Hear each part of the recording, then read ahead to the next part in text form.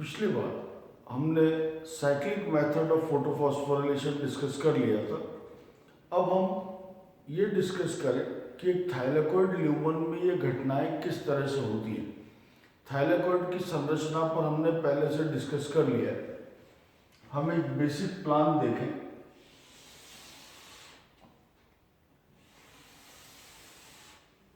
कि अगर ये एक थाइलेकोइड की मेम्ब्रेन है,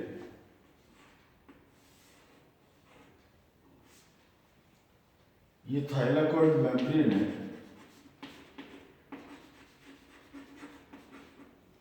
और इस थाइलेकोइड मेम्ब्रेन में हमने शुरू में डिस्कस किया कि दो रिएक्शन सेंटर पाए जाते हैं। एक रिएक्शन सेंटर जिसका नाम PS2 है, एक रिएक्शन सेंटर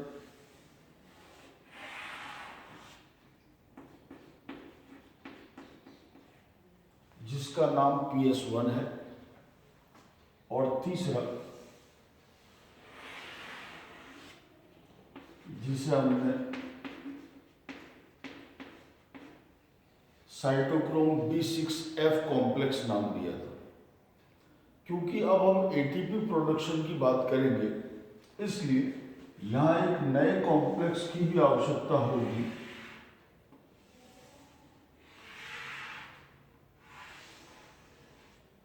और इस कॉम्प्लेक्स का नाम होगा CFO-CF1 कॉम्प्लेक्स।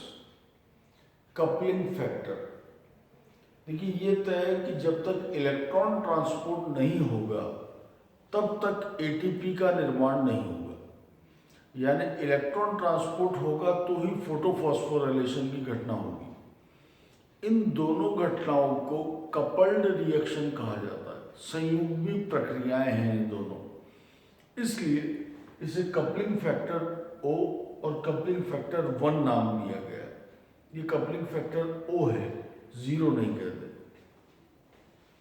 यहाँ हम घटनाओं पर बात करें उससे पहले हम देखें कि ये क्षेत्र कौन सा है।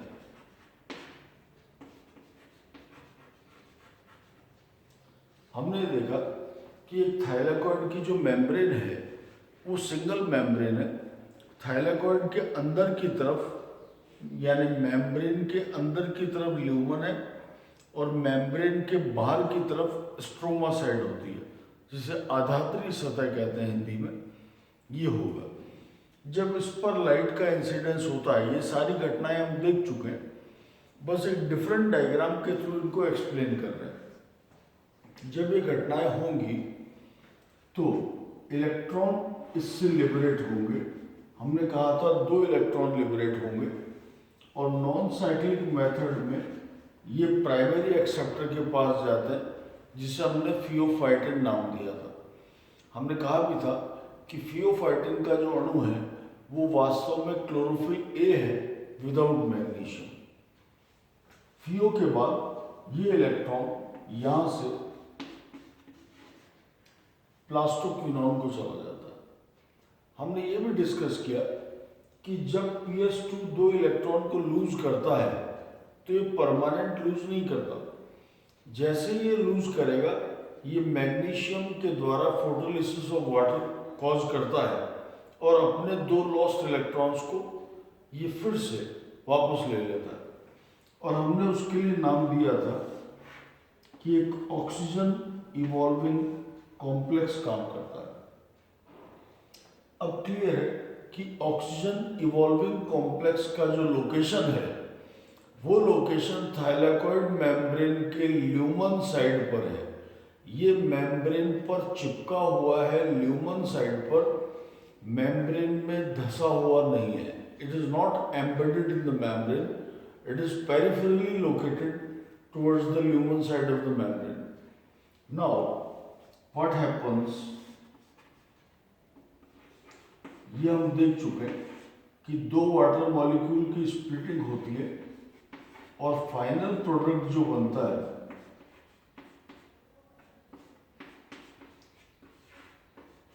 वो ये बनता है। 2 वाटर का आयोनाइजेशन होगा दो H और दो OH बनते हैं और दो इलेक्ट्रॉन इस पाथवे को चले जाते हैं। बचे हुए दो OH जो है वो फिर से एक वाटर मॉलिक्यूल और एक हाफ ऑक्सीजन जनरेट करते हैं। यहाँ ये बात इंपॉर्टेंट है फोटोलिसिस ऑफ वाटर के लिए कि जब नॉन साइक्लिक पाथवे स्टार्ट होता है तो इस पूरे पाथवे से ये जो दो प्रोटॉन बने, ये दो प्रोटॉन ल्यूमन साइड पर इकट्ठा हो रहे हैं। हर फोटोलिसिस ऑफ वाटर के साथ यहाँ पर प्रोटॉन का कॉन्सेंट्रेशन बढ़ रहा है। PQ इन इलेक्ट्रॉन्स को लेता है FeO से और जब इसके पास इलेक्ट्रॉन आते हैं तो ये स्ट्रोमा साइड से दो प्रोटॉन ले लेता है। ये हमने क्विनॉन साइकिल में लास्ट टर्न्स पर समझा है कि PQ क्विनॉन है, फिर ये क्विनॉल यानी PQH प्लस और फिर सेमी क्विनॉन PQH प्लस और क्विनॉल यानी PQH2 में कन्वर्ट होता है और बेसिकली ये एक प्रोटॉन एक्सेप्टर है। तो जब इसके पास यहाँ से इलेक्ट्रॉन आते हैं तो ये वहाँ से प्रोटॉन स्ट्रोमा साइड से ले लेता है, यानी स्ट्रोमा साइड पर प्रोटॉन की कमी आ गई क्योंकि वो प्रोटॉन इसने ले लिया। अब ये प्लास्टोक्विनोन का मॉलिक्यूल PQH2 में कन्वर्ट हो जाएगा खुद से, और जिस तरह इसने इलेक्ट्रॉन लिए तो साथ में प्रोटॉन लिए, ये इलेक्ट्रॉन आगे पास करेगा साइटोक्रोम्स को, जैसा हमने नॉन साइक्लिक चेन में देखा। अंडरस्टूड है, जब ये इलेक्ट्रॉन लेता है तो प्रोटॉन लेता है, जब ये इलेक्ट्रॉन छोड़ेगा तो अंडरस्टूड है ये प्रोटॉन भी छोड़ देगा। लेकिन प्रोटॉन किस तरफ ले आया? स्ट्रोमा से ल्यूमन साइड की तरफ ले आया और खुद वापस कन्वर्ट हो गया PQ में। यानी अगेन दो प्रोटॉन्स की सांद्रता हर PQ चेन के साथ इस तरफ यानी ल्यूमन साइड पर बढ़ने लगी। साइटोक्रोम से ये इलेक्ट्रॉन प्लास्टोसाइनिन को जाते हैं, प्लास्टोसाइनिन से ये इलेक्ट्रॉन PS1 को गए। ये हम नॉन साइक्लिक पाथ में देख चुके हैं। PS1 से FRS और फिर ये इलेक्ट्रॉन फेराडॉक्सिन को चले गए। ये हमने देखा है नॉन साइक्लिक और साइक्लिक दोनों पाथ्स में। यहां पर एट दिस वेरी लोकेशन, यानी कहा थाइलेकोइड मेम्ब्रेन की स्ट्रोमा साइड पर, OEC कहा है थाइलेकोइड मेम्ब्रेन की ल्यूमन साइड पर लोकेटेड है, मेम्ब्रेन पर बाहर की ओर चिपका हुआ है। ये भी मॉलिक्यूल जो हम दर्शा रहे हैं, ये मॉलिक्यूल थाइलेकोइड मेम्ब्रेन पर चिपका हुआ है बट टुवर्ड्स स्ट्रोमा साइड, और इस मॉलिक्यूल का नाम है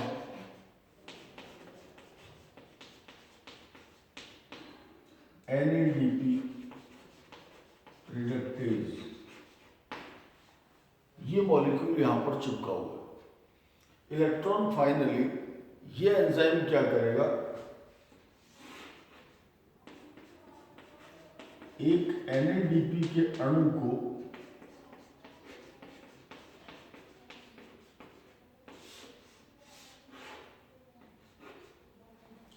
NADPH2 में कन्वर्ट कर देगा।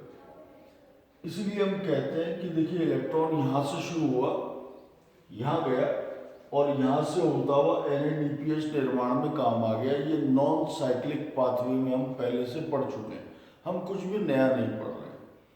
अब फाइनली क्या होगा, इस प्रक्रिया के कारण दो प्रोटॉन और कम हो गए, क्योंकि ये रिएक्शन दो प्रोटॉन कंज्यूम करती है। कुल मिलाकर 3 कारण हैं जिनकी वजह से प्रोटॉन की कॉन्सेंट्रेशन अंदर बढ़ती है, यानी ल्यूमन साइड पर, या कह दें बाहर की तरफ घटती है, दैट इज स्ट्रोमा साइड। 3 कारणों की वजह से प्रोटॉन के कॉन्सेंट्रेशन में फर्क आता है, जिसे हम प्रोटॉन ग्रेडियंट कहते हैं। प्रोटॉन ग्रेडियंट में क्या हो रहा है, एक photolysis of water lumen side की वजह से। दूसरा पीक्यू पंप, जो पीक्यू प्रोटॉन्स को स्ट्रोमा से ल्यूमन साइड ला रहा है, सेकेंड रीजन।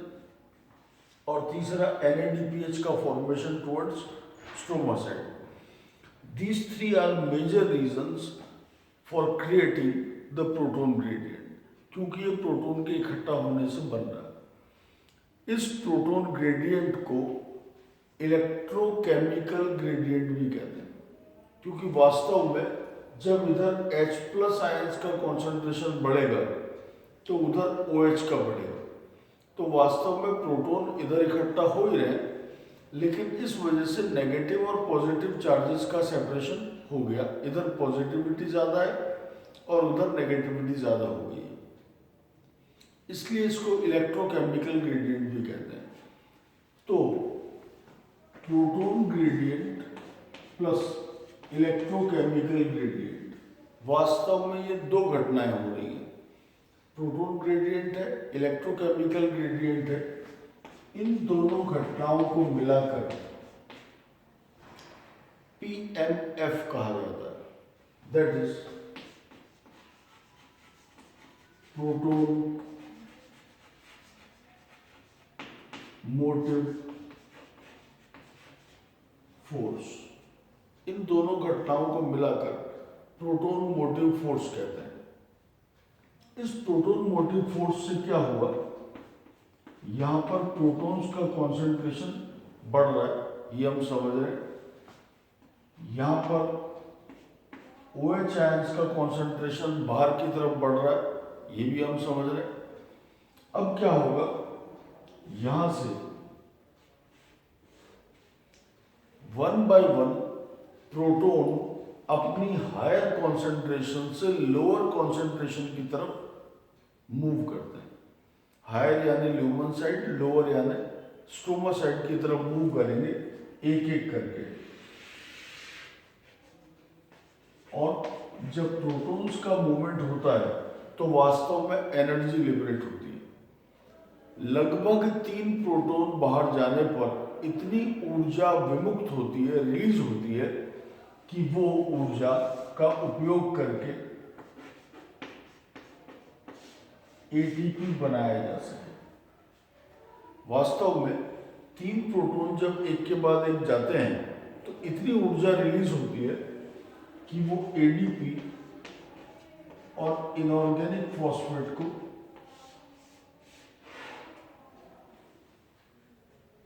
फ्यूज करवा देती है और ATP का निर्माण होता है।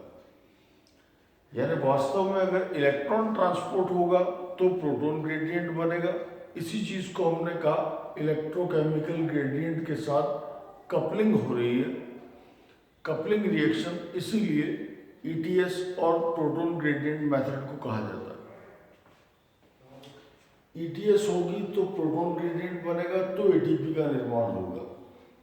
प्रोटॉन्स का इस तरह हायर से लोअर कंसंट्रेशन की तरफ जाना, प्रोटॉन ग्रेडियंट का बनना, ATP का बनना, this whole process of ATP formation was called chemi-osmotic theory.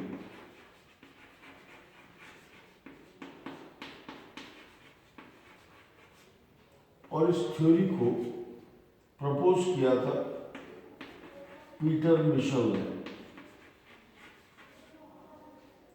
Peter Michel ने फोटोसिंथेसिस के लिए केमी-ऑस्मोटिक थ्योरी प्रपोज की।